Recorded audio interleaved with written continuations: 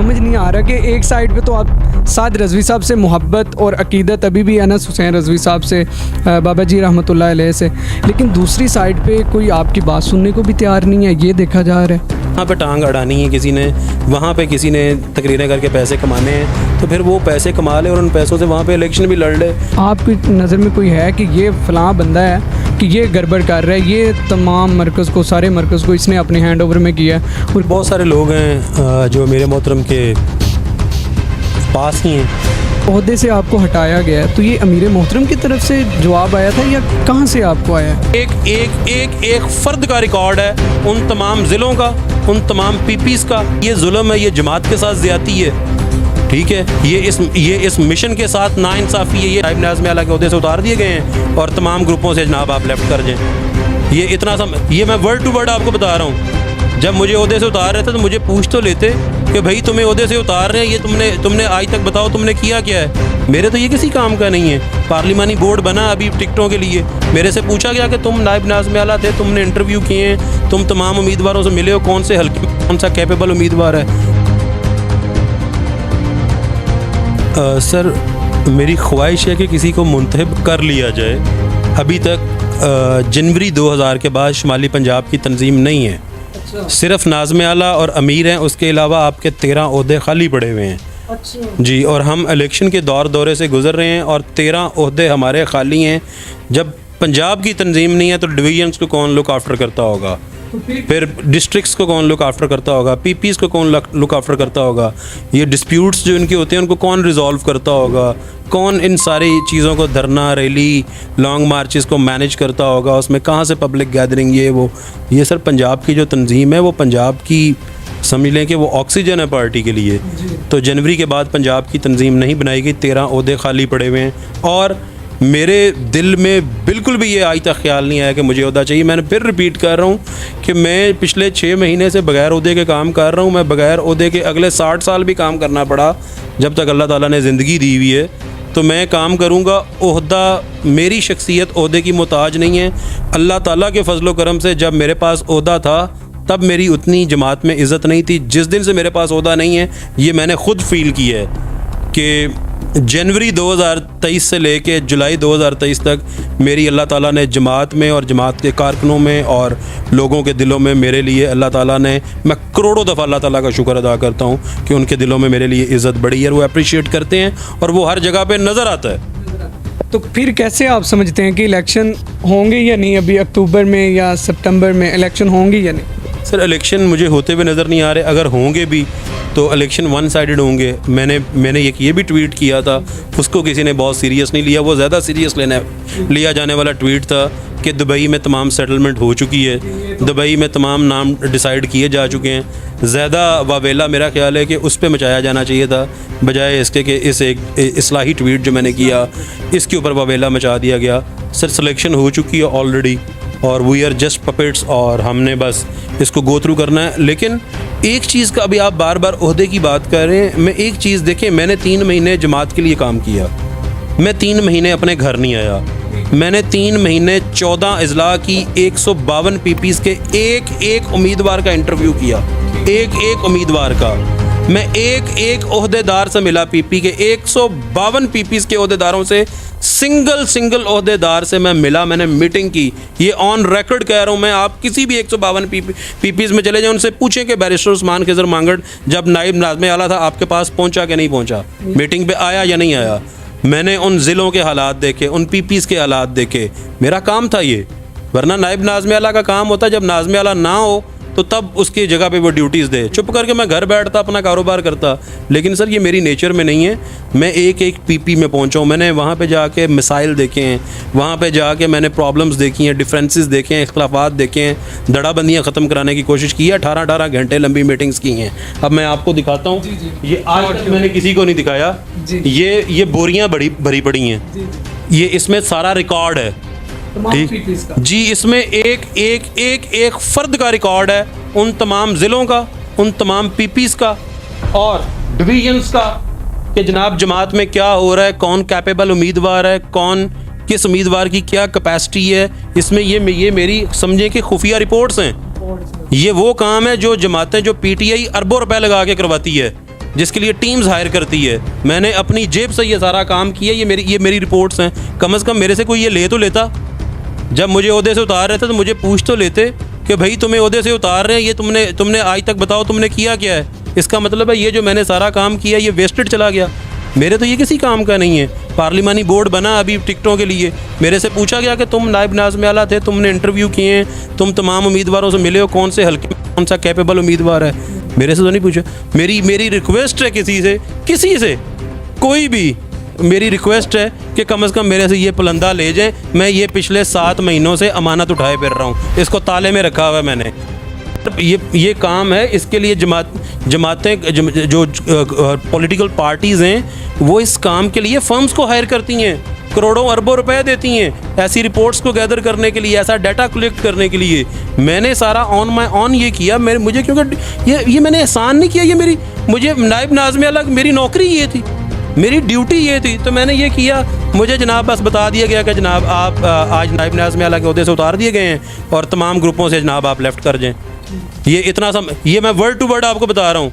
मुझे बता दिया गया कि आप तमाम के तमाम व्हाट्सएप ग्रुप्स लेफ़्ट कर जाएँ, आपको नायब नाज़िम आला के ओहदे से उतार दिए। मुझे बुलाते, मुझे पूछते कि भाई तुम्हें ओहदा दिया था, ठीक है, तुम्हारा खोता दिमागी होगा, तुम इतने काबिल नहीं हो, कुछ भी नहीं हो, तो कम से कम जो बताओ तुमने आज तक किया क्या। मेरे से कोई ये मांग तो लेता। सर ये जुल्म है, ये जमात के साथ ज़्यादती है, ठीक है, ये इस मिशन के साथ नाइंसाफ़ी है, ये इस मिशन की ये अमानत है सर उस मिशन की। मांगड़ साहब एक छोटा सा सवाल है, फर्स्ट टाइम आज मैंने बात की है। भाई मेरा मांगड़ साहब पे तनकीद करना बहुत आसान है, लेकिन आप अपने आप को मांगड़ साहब की जगह पे तो रख के देखें, ठीक है। मैं करोड़ों रुपया लगा रहा हूँ अपने हलके में, मैं वहाँ पे स्ट्रगल कर रहा हूँ, मैंने अपनी फैमिली, मैं आज यहाँ पे बातें आपके प्रोग्राम में कर रहा हूँ। मेरी बेटी ने पिछले साल स्कूल में दाखिल होना था, मैंने कहा इसको मैं अगले साल स्कूल में दाखिल कराऊंगा क्योंकि मैं इसकी स्कूलिंग को बेटरली जो है लुक आफ्टर नहीं कर सकूँगा। मैं अपने हलके में टाइम दे रहा था, ये मैं ऑन रिकॉर्ड बात कर रहा हूँ, ठीक है। आप अपना मेरा पिछले साल का आप इंटरव्यू निकाल के देखें और आप आज देखें, मैंने 20 किलो वज़न गेन कर लिया है। मैं एक्सरसाइज का मेरे पास टाइम नहीं था जी, सर मैंने अपनी हेल्थ कॉम्प्रोमाइज़ की है, अपना बिज़नेस कॉम्प्रोमाइज़ की है, अपनी फैमिली लाइफ कॉम्प्रोमाइज़ की है। कोई एहसान नहीं किया। मेरा दिल कर रहा था कि मैं इस जमात के लिए, इस मकसद के लिए, इस मिशन के लिए कुछ करूं, तो जब किया है तो अपने आप को कोई मेरी जगह पे रख के देखे भी तो सही। तो आपको क्या लगता है कि कौन ऐसे लोग हैं कि जिन्होंने आपको ओहदे से हटा भी दिया और अपनी मर्ज़ी से लगाया?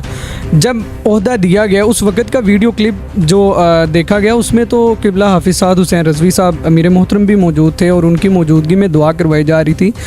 तो फिर जब ओहदे से आपको हटाया गया तो ये अमीर मोहतरम की तरफ से जवाब आया था या कहाँ से आपको आया? साहब उन्होंने मुझे मैसेज किया था कि मांगड़ साहब आप तमाम व्हाट्सएप ग्रुप्स को लेफ़्ट कर दें, तो मैंने अमीर मोहतरम को वो व्हाट्सएप मैसेज सेंड कर दिया था और उसके बाद मैंने तमाम जो है व्हाट्सएप ग्रुप्स लेफ़्ट कर दिए थे। व्हाट्सएप ग्रुप्स लेफ़्ट कर दिए थे, पार्टी लेफ़्ट नहीं की थी, काम करना लेफ़्ट नहीं किया था, काम करना उससे ज़्यादा स्टार्ट कर दिया। ये बातें किसी को नहीं मैंने बताई, लेकिन ये अमानत है यार। ये लाइक अगर कल को अब इलेक्शन के रिज़ल्ट्स आएंगे तो लोगों को तो पता ही नहीं था कि मैं नायब नाज़िम आला नहीं हूँ, ठीक है। मुझे नहीं पता मेरे हलके का क्या नतीजा आएगा, लेकिन लोगों ने मेरे से पूछना था। यही वर्कर्स जो मुझे प्यार करते हैं, मैं जाता हूँ, मुझे मिलते हैं, मेरे साथ तस्वीरें लेते हैं, अल्लाह माफ़ करे, लाइक मेरे हाथ चूमने तक मैं तो बचा रहा होता हूँ कि इस हद तक प्यार करते हैं, ठीक है। तो उन्होंने मेरे से पूछना था, बताओ भाई तुमने बतौर नायब नाज़िम आला क्या काम किया? तो जो मैंने काम किया, मेरा तो काम किसी ने ना लिया, ना पूछा, ना कोई पूछना चाहता है। अमीर मोहतरम ने भी आपसे कोई बात ना की कि आपको ओहदे से क्यों हटाया गया? यार मैं बात करता हूँ, आप तो उनको एक बड़े भाई मानते हैं और आपने इंटरव्यू में ये बोला था कि जब वो वज़ीर आज़म मैं उनको बनाऊँगा और इंशाल्लाह वो बनेंगे तो शेरवानी भी पहनाएंगे आप। तो फिर वो सारी बातें मुझे कुछ समझ नहीं आ रहा कि एक साइड पे तो आप साद रज़वी साहब से मोहब्बत और अकीदत अभी भी अनस हुसैन रज़वी साहब से, बाबा जी रहमतुल्लाह अलैह से, लेकिन दूसरी साइड पे कोई आपकी बात सुनने को भी तैयार नहीं है। ये देखा जा रहा है कि आपने इतना काम किया और किसी ने आपको अप्रिशिएट भी नहीं किया कि यार वेल डन, आपने बहुत अच्छा काम किया। सर बहुत सारे लोग हैं जो मेरे मोहतरम के पास ही हैं और उस सारे हालात से आगाह हैं। अमीर मोहतरम ख़ुद भी आगाह हैं। अगर मैं ओहदे का ख्वाहिशमंद होता तो मैं ये सारा डंडोरा वहाँ जाके पीट देता, सारा करता। मुझे ओहदा नहीं चाहिए, मुझे कुछ भी नहीं चाहिए, मैं जमात के लिए काम कर रहा हूँ, लेकिन अगर मैं जमात के लिए अब मैं अपने हलके में काम कर रहा हूँ तो कम से कम मुझे मेरे हलके में काम करना दिया जाए, वहाँ पे टांग ना अड़ाई जाए। अगर वहाँ पे टांग अड़ानी है किसी ने, वहाँ पे किसी ने तकरीरें करके पैसे कमाने हैं, तो फिर वो पैसे कमा ले और उन पैसों से वहाँ पे इलेक्शन भी लड़ ले। मैं अपनी फैमिली, अपना बिज़नेस, मेरा एक करियर है यार, आई एम यंग लैड, मैं अपने उस करियर को अगर मैं कॉम्प्रोमाइज़ कर रहा हूँ तो फिर मुझे कहीं तो काम करने दिया जाए।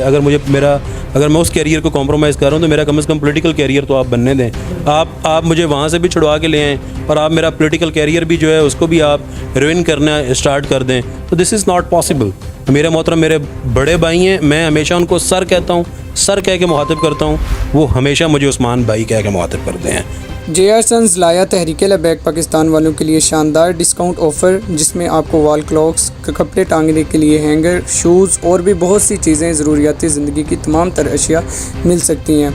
आप स्कूल, कॉलेज, यूनिवर्सिटी या ऑफ़िस में कोई सप्लाई मंगवाना चाहते हैं तो दिए गए नंबर पर रब्ता करके JR सन्स से म्यारी रेट पर मंगवा सकते हैं। शरपसंद, आपको कोई लगता है कि ये बंदा है यार तहरीक में ना जो गड़बड़ कर रहा है ये, या जिस पे भी तनकीद, ट्वीट के बाद कुछ ऐसी बातें भी सामने आई कि लोगों ने जो है डायरेक्ट जो है मरकज़ी अरकान शूरा हैं जो उन पर तनकीद करना शुरू कर दी, तो आपकी नज़र में कोई है कि ये फ़लाँ बंदा है कि ये गड़बड़ कर रहा है, ये तमाम मरकज़ को, सारे मरकज़ को इसने अपने हैंड ओवर में किया और किसी को काम नहीं करने देता? जिस तरह से इमरान खान का भी हुआ कि पता लगा कि इमरान खान को तो कुछ पता ही नहीं था, नीचे जो उसके लोग थे उन्होंने बस उसको हाईजैक किया हुआ था और अपनी बातें मनवा लेते थे, किसी को आगे कर देते थे, किसी को पीछे। रहील भाई, मैं इसी कल्चर को ख़त्म करने आया था। वो कल्चर ये था कि जब कोई बंदा ओहदे पे होता है तो हम उसको सैल्यूट मारते हैं, जब वो ओहदे से उतर जाता है तो हम उसको गद्दार कह देते हैं। मैं इसी कल्चर को ख़त्म करने के लिए मैं जमात में वर्क कर रहा था। मेरे मोहतरम का भी यही विज़न है, और जो ओहदे पे नहीं होता वो ये समझता है कि मेरे साथ जुल्म हो गया, मेरे साथ ज़्यादती होगी। मेरे साथ कोई जुल्म नहीं हुआ, मेरे साथ कोई ज़्यादती नहीं हुई, मैं वहीं का वहीं हूँ। जुल्म और ज़्यादती अगर होगी तो वो मिशन के साथ होगी, वो जमात के साथ होगी, ठीक है। तो मैं नहीं कहता कि कोई भी गद्दार है, कोई भी, हाँ कुछ लोग जमात में ज़्यादा काम करते हैं, कुछ लोग कम करते हैं, ठीक है। तो मैं कहता हूँ कि सबको ज़्यादा करना चाहिए, बस दैट्स इट। नाजरीन, हमारे साथ मौजूद थे बैरिस्टर उस्मान खिज़र मांगट साहब। उन्होंने तमाम तर तफसीलात से आपको आगाह किया कि जो मामलात हुए हैं। और आखिर में मांगट साहब, अगर आप अमीर मोहतरम को या कायदीन अरकान शूरा हैं जो, उनको पैगाम देना चाहें, कोई वो पैगाम भी उनको दे दें।